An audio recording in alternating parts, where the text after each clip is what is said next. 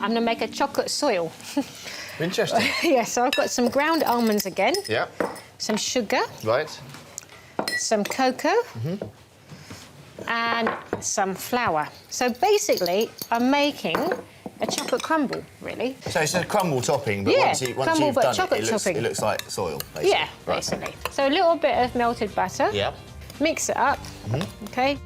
Maria's soil or crumble mix then needs to bake at 150 degrees for 15 minutes until crisp. It then needs to cool. So that's it, and then you just kind of crumble it up, and looks like soil, doesn't it? Yeah, it does, yeah. Maria's almost ready to plate up. Over to Mark to put the finishing touches to his baked Alaska with his meringue topping. Like Maria, he's also making an Italian meringue, but with a few subtle differences. He starts with a stock syrup of sugar and water, to which he adds glucose.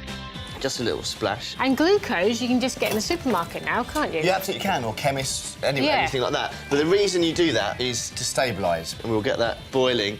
I take mine to 120. The next stage for Mark's meringue is to whisk egg whites to soft peak. He then adds the sugar syrup gradually. And this is a really good thing. You can actually keep this in a container in the freezer. Yeah. And then take it out and use it. So it's one of those... But when you take it out of the freezer, you don't re-whisk it. You just use it as is. Yeah. With his meringue made, it's now time for Mark to assemble the baked Alaska, starting with the sponge he made earlier.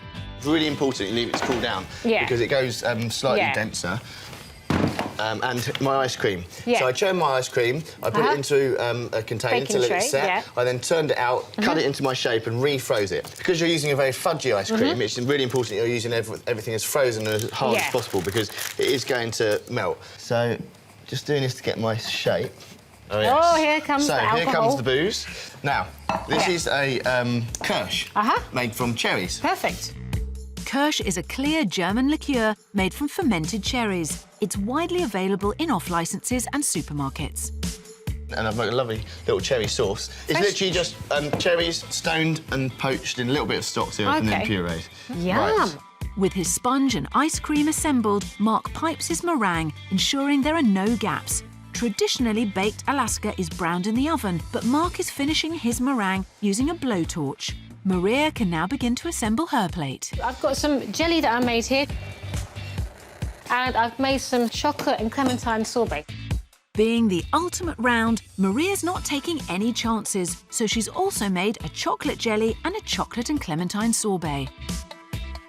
Sticking with the true retro feel of his dish, Mark completes his baked Alaska with a flambe finish. Oh, wow, Mark, that's fabulous. And just for good measure, he's serving extra cherry sauce on the side. OK, that is my ultimate chocolate baked Alaska. And that is my ultimate chocolate macaroon clementine sorbet. Time for Mark and Maria to find out which ultimate chocolate dish is perfect. I don't think I can look. Quick. Go on, tell me. 3 to me. Oh! That result! No, I'm not a sore loser. Congratulations. Well done.